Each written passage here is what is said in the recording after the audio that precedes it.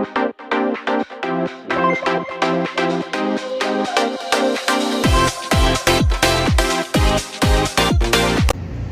joo, nyt ollaan saatu tuo Hitachikin tuonne lavetille ja ollaan sitä nyt viemässä tuonne Pihlajavedelle mettään, kun siellä olisi tarkoitus tänä talvena hieman tehdä hakkuu työmaata ja näin poispäin.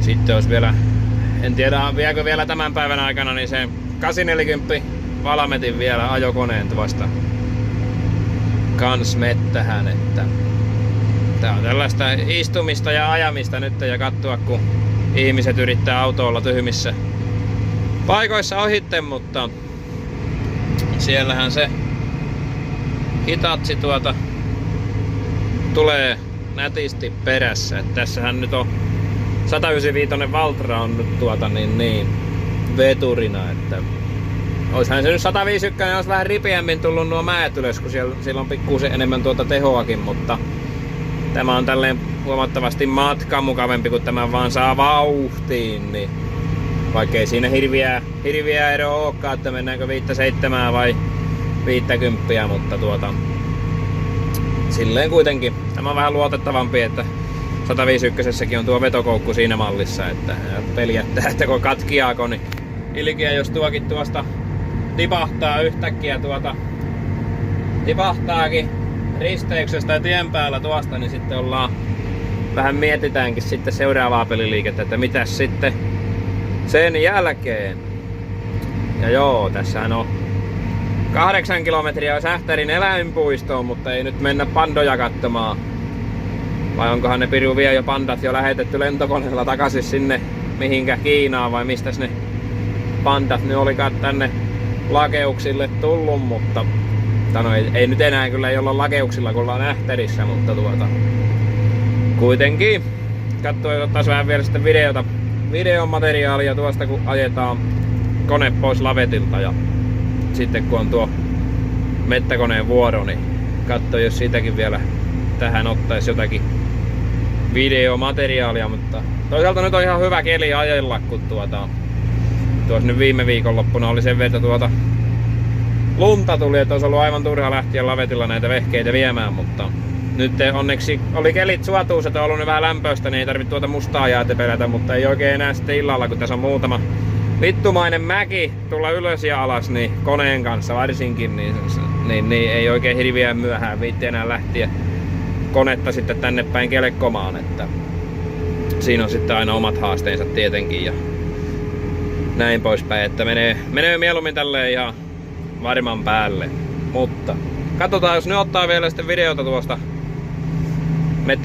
mettäkoneenkin kuskaamisesta. Joo, pienistä teknisistä ongelmista.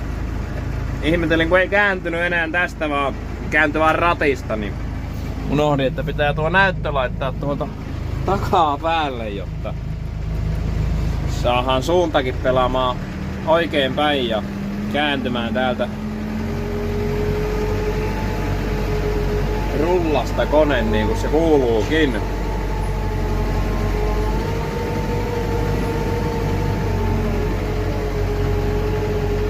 Sitten vaan tähdätään tänne ja ajetaan kyytille ja sidotaan kone. Joo, sitten ollaan täällä taas konetta viemässä. En nyt oikeastaan kuvannut siitä, kun sitosen mettäkoneen ja ajoi siihen kyytiin, mutta ei siinä niin mitään silleen ihmeellisempää nähtävää oo. Ja paskaanen tuo tuulilasikin, mutta on pesuainen loppukin kaiken lisäksi. Ja sitäkin sinne laittaa johonkin kohtaan. Ja tuollahan tuo 840 hyvin perässä. Et ainoa vaan, että tämä tie on vähän tällainen, tämä Pihlajaveden tie, että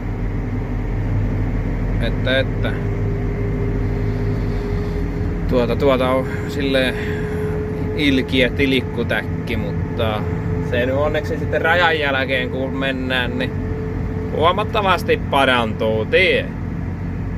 Että se on, mutta sille ei mitään mahda, Eikä tässäkään nyt tämä alakuki on tässä vähän tämmönen kauhia, että se nyt sitten vähän tasoittuu loppua kohden, mutta ei tämä kyllä mikään hirveän mieluinen ole. Ainakaan sen kaivinkoneen kanssa ei ollut, kun tuli vähän liikaa koukkupainoa siinä, niin kyllä nytkytti ja hyppyytti jokaisessa töyssyssä, ettei mitään rajaa.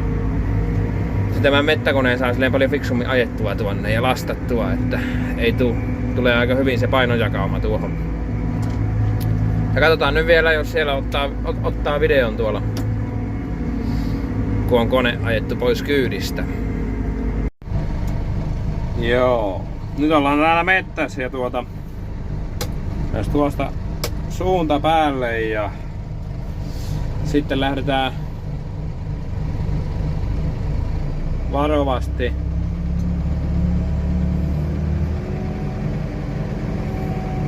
että kun tuo kaasupoli vähän tuonne tarttuu kiinni, mutta pitää toivoa, ettei se nyt mitään temppuja meille tee sen takia. Tästä tosiaan lähdetään vaan varovasti ajamaan alaspäin. Tää ei vaan ole kyllä yhtään mukava tuo kaasupoli vähän tarttuu aina tuonne, mutta ei anneta sen nyt haitata. Ainakin täältä näyttää, että menee ihan lavetilla, että ei olla tipahtamassa väärään suuntaan niin sanotusti. Vaikka ei tässä käynyt sinänsä mitään oo, mutta hyvä se on silti aina ottaa varman päälle, ettei sitten käy mitään haaveria.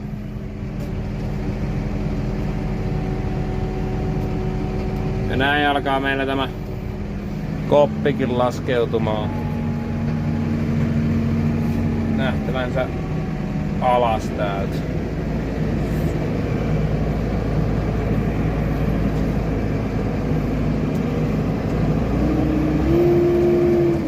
Näin hienosti. Eipä siinä oikeastaan mitään ollutkaan. Kaivinkone on semmonen, että sitä en oo ite, tai en oo meidän kaivinkonetta tuohon meidän lavetille ajanut, että työpaikalla on yhden kaivinkoneen, tai muutaman kerran se ajanut. Se on vähän erilaisempi, se on vähän mukavempi se niitten lavetti ajaa, kun tuossa pitää nuotte rapakaarien yli ajaa, niin se ei oo mikään hirveän mieluisa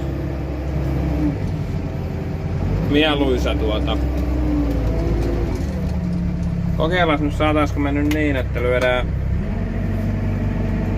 työkierrokset tuosta ja pelkästään tuolla ajopolkimella ajaa.